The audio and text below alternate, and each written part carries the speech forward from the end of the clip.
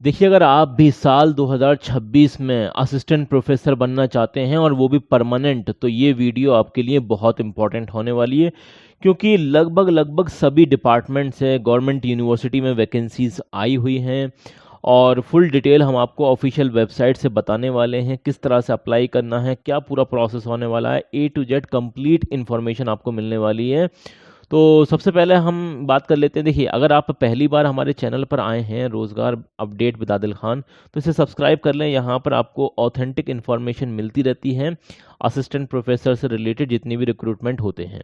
ठीक है ना, तो आपको यहाँ पर सब्सक्राइब कर लेना ताकि हर एक नोटिफिकेशन आपका वक्त रहते हुए आ जाए आपके पास। ठीक है, चलिए, रिक्रूटमेंट नोटिफिकेशन है जो भी है उसे हम देख लेते हैं।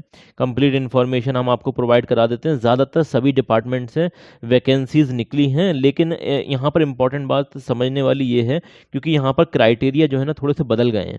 जो सिलेक्शन प्रोसेस है वो आपको समझना चाहिए और अच्छे तरीके से समझना चाहिए। देखिए, सिलेक्शन प्रोसेस जो होगा आपका, वो आपका एपीआई स्कोर देखा जाएगा और उसके बाद आपको इंटरव्यू के लिए बुलाया जाएगा एपीआई स्कोर के जो भी पॉइंट्स होंगे उसके बेसिस पर। ठीक है ना। अब एपीआई स्कोर जो चेक किया जाता है, बहुत सारे लोगों को मालूम है और कुछ लोगों को नहीं मालूम है, तो वो गौर से सुन लें। 100 नंबर में से देखा जाता है, आउट ऑफ 100 में से आपका एपीआई स्कोर कैलकुलेट किया जाता है। कई सारे लेवल्स चेक किए जाते हैं, जैसे ग्रेजुएशन लेवल पर अगर आपकी परसेंटेज 80 थी, 80 थी या उससे ज़्यादा थी तो उसके 15 नंबर मिलते हैं। या इसी तरीके से 60 और 80 के बीच में आपकी परसेंटेज थी तो उसके 13 नंबर रहते हैं। ठीक है ना। और 55 और 60 के बीच में थी आपकी परसेंटेज तो उसके 10 नंबर रहते हैं। तो ये अलग अलग मतलब परसेंटेज के हिसाब से आपको पॉइंट्स मिलते हैं, नंबर मिल सकते हैं, आप कह सकते हैं। तो ये तरीका होता है। इसके अलावा अगर आपने पोस्ट ग्रेजुएशन कर रखी है तो 80% या उससे ज़्यादा आपकी परसेंटेज रही थी पोस्ट ग्रेजुएशन में, मतलब एमए या फिर एमएससी वगैरह में, तो उसके 25 नंबर मिलते हैं आपको। इसी तरीके से अगर आपकी परसेंटेज 60 और 80 के बीच में थी तो 23 नंबर उसके भी मिल जाते हैं। तो ये समझने वाले पॉइंट्स हैं। अगर आपने एमफिल कर रखा था तो एमफिल में अगर आपकी 60% या उससे ज़्यादा थी तो 7 नंबर इसके भी आपको मिल जाते हैं अकॉर्डिंग टू द क्राइटेरिया। ठीक है ना। इसी तरीके से अगर आपने पीएचडी कर रखी है और तो खाली पीएचडी के आपको 30 नंबर मिलते हैं। और जेआरएफ आपने क्वालिफाई कर रखा तो उसके 7 नंबर मिलते हैं। अगर आपने खाली नेट क्वालिफाई कर रखा तो 5 नंबर उसके मिलते हैं। और आपने सेट क्वालिफाई कर रखा जो कि स्टेट एलिजिबिलिटी टेस्ट होते हैं तो उसके 3 नंबर मिलते हैं। अब यहाँ पर इंपॉर्टेंट बात यह है कि अगर आपने, जाहिर सी बात है, पीएचडी करी होगी तो आपने रिसर्च पेपर पब्लिकेशन भी करे होंगे। और हर एक पेपर के आपको यहाँ पर क्लियरली मेंशन कर रखा है कि 2 नंबर मिलते हैं। कितने नंबर मिलते हैं? 2 marks for each research publication, और वो भी यूजीसी के केयर लिस्टेड जर्नल में होने चाहिए। ठीक है ना। तो ये इंपॉर्टेंट बात है। और मैक्सिमम जो रिसर्च पेपर पब्लिकेशन से नंबर मिल सकते हैं वो 10 नंबर मिल सकते हैं। ओके, ये इंपॉर्टेंट बात है। इसके अलावा अगर आपने कहीं पर पढ़ाया है, टीचिंग एक्सपीरियंस आपके पास है, तो हर एक साल का 2 नंबर मिलता है। मैक्सिमम नंबर आपको 10 यहाँ से भी मिल सकते हैं। एक इंपॉर्टेंट बात ये भी हो गई। इसी तरीके से अगर आप अवार्ड कैटेगरी की बात करें तो अवार्ड कैटेगरी में इंटरनेशनल लेवल और नेशनल लेवल के अवार्ड अगर आपके पास हैं तो 3 नंबर उसके रहते हैं। ठीक है ना। इसके अलावा अब इसमें अवार्ड कौन से माने जाएंगे? Awards given by the international organisation, government of India या फिर government of India recognised national level bodies. अगर किसी भी बॉडीज से आपको कोई भी अवार्ड वगैरह मिला है तो उसके 3 नंबर रहते हैं। इसी तरीके से स्टेट लेवल का अगर आपके पास अवार्ड है तो उसके 2 नंबर रहते हैं। तो ये समझने वाले पॉइंट हैं। लोग स्किप कर देते हैं और फिर परेशान होते रहते हैं कि भाई सिलेक्शन प्रोसेस क्या है, हमें तो समझ में ही नहीं आई बात। तो आपने जो मेन पॉइंट है वो स्किप कर दिया, इस वजह से आपको समझ में आती नहीं है बात। तो ये एपीआई वाला जो फॉर्मूला है ना, ये आपको क्लियर कट समझ में आ जाना चाहिए। इसी के बेसिस पर आपको इंटरव्यू के लिए बुलाया जाता है। ठीक है ना। अब however if the period of the teaching post doctoral experience is less than 1 year then the marks shall be reduced proportionately. अगर आपका जो है 1 साल या उससे कम का एक्सपीरियंस है तो उसी के हिसाब से आपका जो है यहाँ पर मार्क्स रिड्यूस कर देंगे, ये बोल रहे हैं। ठीक है। अब कुछ लोग ऐसे हैं जिन्होंने एमफिल भी कर रखा है और पीएचडी भी कर रखा है। अगर आपने एमफिल और पीएचडी दोनों कर रखे हैं तो 30 नंबर आपको उसके भी मिल जाएंगे। अगर आपने जेआरएफ है, नेट है और सेट है, तीनों भी अगर आपके पास हैं तो आपको 7 नंबर से ज़्यादा नहीं मिल सकते। इंपॉर्टेंट पॉइंट है। हाँ, कोई शख्स ऐसा है जिसने अवार्ड कैटेगरी, अगर मैं नंबर लेना चाहता अवार्ड कैटेगरी में तो ज़्यादा से ज़्यादा 3 नंबर उसे मिल सकते हैं। कितने नंबर मिल सकते हैं? 3 नंबर मिल सकते हैं। तो ये इंपॉर्टेंट बात है। अब आपका सवाल होगा कि सर कितने नंबर पर एपीआई अगर हमारा कितना होना चाहिए कि जनरल कैटेगरी में ये हमें इंटरव्यू के लिए बुला सकते हैं? तो अप्रोक्सीमेटली आप मान के चलिए कम से कम 60 तो होना चाहिए आउट ऑफ 100। 100 में से आपका 60 तो होना ही चाहिए।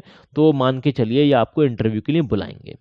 अब इसके अलावा बहुत सारे इंपॉर्टेंट पॉइंट्स हैं, मैंने आपको पहले ही बता दिया, ज़्यादातर डिपार्टमेंट से वैकेंसीज निकली हैं, नंबर ऑफ वैकेंसीज भी अच्छी खासी वैकेंसीज हैं, लेकिन इनका जो पूरा सिलेक्शन प्रोसेस है ना, उसे समझना बेहद ज़रूरी है, वरना आप फॉर्म गलत कर देंगे और प्रोसेस समझ नहीं पाएंगे तो परेशान होते फिरेंगे।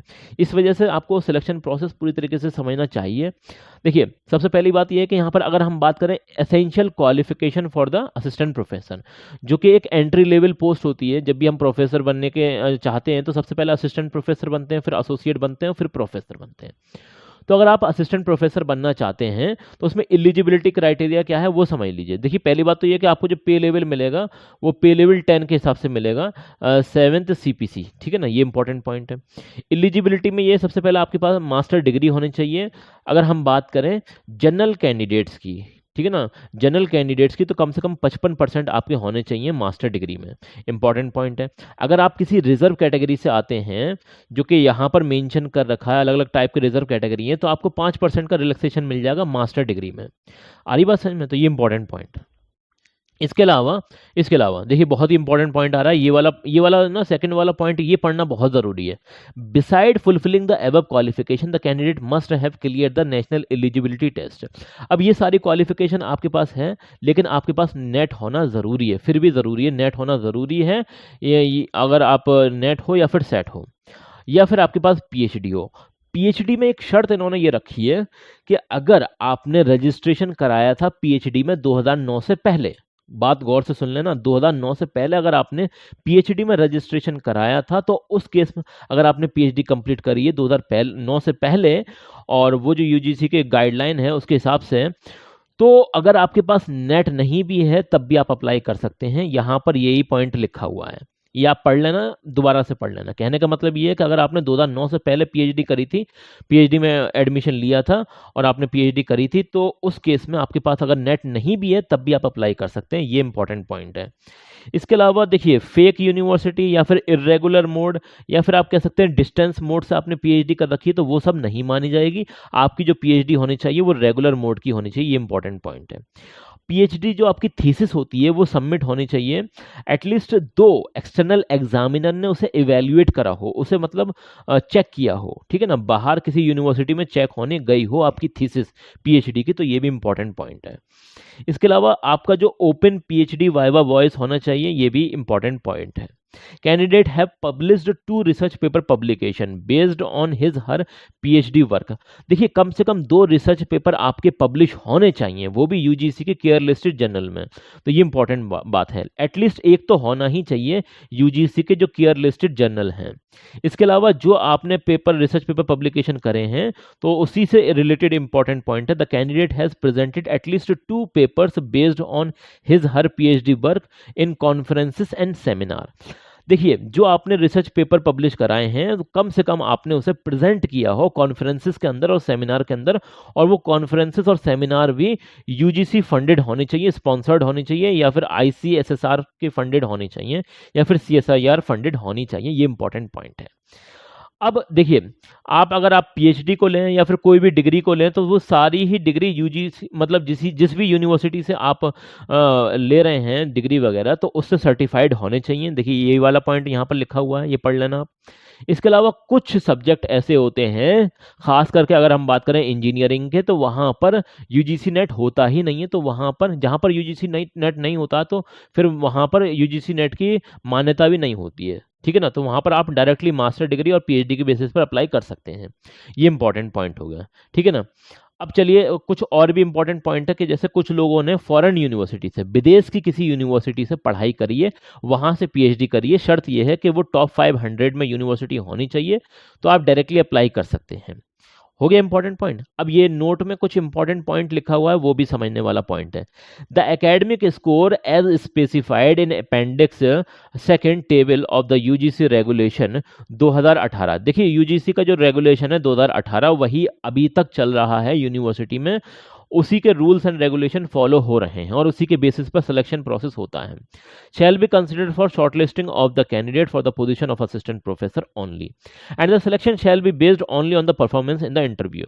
अब आपके इंटरव्यू में क्या परफॉर्मेंस रहने वाली है उसके बेसिस पर आपको जो है ये सेलेक्ट करेंगे, ठीक है ना। मैंने आपको पहले ही बता दिया, यहाँ पर आपको जो सिलेक्शन प्रोसेस होने वाला है वो एपीआई प्लस यहाँ पर आप इंटरव्यू लिख सकते हैं, इंटरव्यू के माध्यम से आपका सिलेक्शन होगा। एपीआई प्लस इंटरव्यू के माध्यम से आपका सिलेक्शन होने वाला है।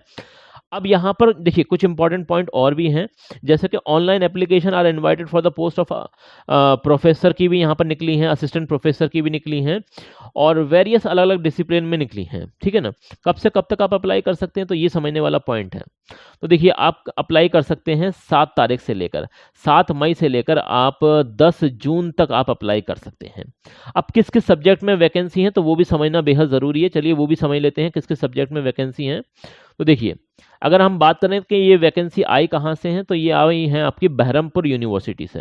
बहरमपुर यूनिवर्सिटी से आई है जो कि गवर्नमेंट यूनिवर्सिटी है और यूजीसी से एफिलिएटेड यूनिवर्सिटी है, गवर्नमेंट यूनिवर्सिटी है। अगर हम बात करें किस किस सब्जेक्ट में वैकेंसी असिस्टेंट प्रोफेसर की, तो बॉटनी डिपार्टमेंट से वैकेंसी निकली है, बिजनेस एडमिनिस्ट्रेशन डिपार्टमेंट से है, केमिस्ट्री में है, कॉमर्स में है, कंप्यूटर साइंस में है, इंग्लिश में है, एनवायरमेंटल साइंस है, हिस्ट्री है, होम साइंस है, आईआर एंड पीएम है, लॉ है, लाइब्रेरी एंड इंफॉर्मेशन साइंस है, लिंग्विस्टिक है और मरीन साइंस है जिसे हम ओशियोनोग्राफी बोलते हैं, मैथमेटिक्स है, उड़िया है, फिजिक्स है, पॉलिटिकल साइंस है, इसके अलावा टूरिज्म एंड ट्रेवल स्टडीज़ हैं, women studies and research centre में वैकेंसी आई हुई है, इसके अलावा आपकी जूलॉजी में वैकेंसी है और लिंगराज लॉ कॉलेज में वैकेंसी है। तो ये अलग अलग वैकेंसी हैं, टोटल मिला के 38 वैकेंसी हैं, ठीक है ना। कितनी वैकेंसी है? 38 वैकेंसी हैं जो कि आपको एक पोर्टल दिया गया है HIMS। देखिए उड़ीसा के अंदर एक मतलब कोई भी यूनिवर्सिटी हो, कोई भी कॉलेज हो जो गवर्नमेंट एफिलिएटेड है, उनका जो रिक्रूटमेंट होता है वो इसी पोर्टल के माध्यम से होता है, HIMS पोर्टल। इसकी ये लिंक है, मैं आपको प्रोवाइड करा दूंगा। 7 तारीख से आप फॉर्म अप्लाई कर सकते हैं, 7 मई से आप अप्लाई करना है और 10 जून तक आप अप्लाई कर सकते हैं, ठीक है ना।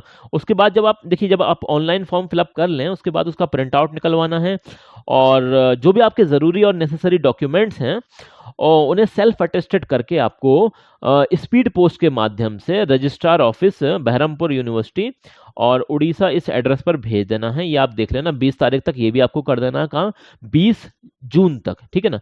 ये इंपॉर्टेंट पॉइंट्स हैं। अच्छा कोई और अगर इंपॉर्टेंट पॉइंट होगा तो उसे भी हम देख लेते हैं क्योंकि मैंने हाईलाइट कर रखे हैं ऑलरेडी सारे इंपॉर्टेंट पॉइंट्स, ठीक है ना। तो ये सारे पॉइंट्स तो हो गए। एनवलप में आपको भेजना है तो ये सारी चीज़ें हैं वो तो आप देख लेना यहाँ पर। और इसके अलावा देखिए हाँ एज लिमिट ये जो बोल रहे हैं तो कम से कम आप जो है यहाँ पर देखिए एज की कोई टेंशन नहीं है, यहाँ पर नो एज लिमिट मैं बोल सकता हूँ। अगर आपकी 60 साल से 60 ईयर से कम की एज है, ज़्यादा की नहीं होनी चाहिए, 60 साल के कम की एज है तो आप यहाँ पर अप्लाई कर सकते हैं, बिल्कुल अप्लाई कर सकते हैं, क्लियरली लिखा हुआ है मेंशन। और ये यूजीसी की 2018 की गाइडलाइन भी यही कहती है, ठीक है ना। यूनिवर्सिटी लेवल पर असिस्टेंट प्रोफेसर बनने के लिए कोई एज लिमिट नहीं होती है।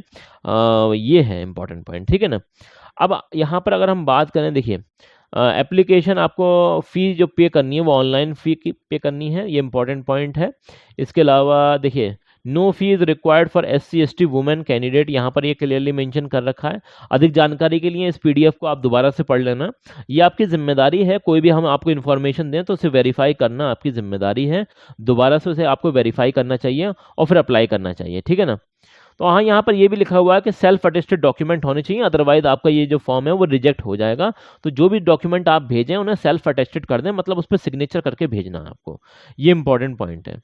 अभी कुछ और अगर बात रह गई हो, देखिए PDF फॉर्मेट में ये सारी चीज़ें ये भी आप पढ़ लेना। यहाँ पर स्क्रीनशॉट लेना चाहें तो इसका ले लें आप, ये इंपॉर्टेंट पॉइंट्स वगैरह हैं, ये इसका भी आप स्क्रीनशॉट ले लें, ठीक है ना।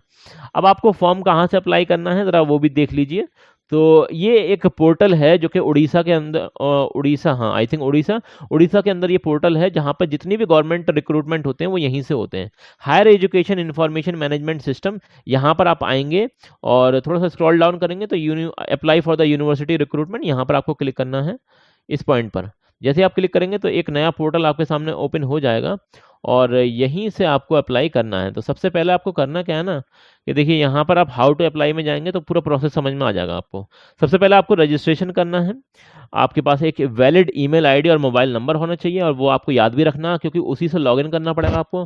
फिर आपको प्रोफाइल तैयार करनी है, मतलब जो भी पर्सनल डिटेल और एजुकेशनल क्वालिफिकेशन वगैरह हैं वो एंटर करनी पड़ेंगी आपको। और उसके बाद डॉक्यूमेंट्स अपलोड करने पड़ेंगे, और उसके बाद अगर हम बात करें तो अप्लाई फॉर विच पोस्ट, जिस पोस्ट के लिए आप अप्लाई करना चाहते हैं तो वो सेलेक्ट कर लेनी है।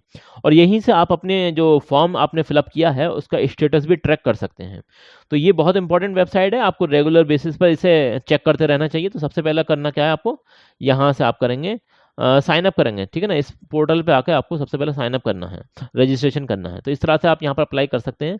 बहरमपुर यूनिवर्सिटी से ये वैकेंसी आई हुई है, कोई फेक वैकेंसी नहीं है, ना ही फेक यूनिवर्सिटी है। आप चेक कर सकते हैं इसकी ऑफिशियल वेबसाइट पर जाकर। और फिर भी कोई बात समझ में ना आए तो ये आपका चैनल है रोज़गार अपडेट विद आदिल खान। कोई दिक्कत, कोई परेशानी हो, कोई बात समझ में ना आए तो कमेंट सेक्शन में बता देना, हम अपनी तरफ से पूरी पूरी कोशिश करेंगे आप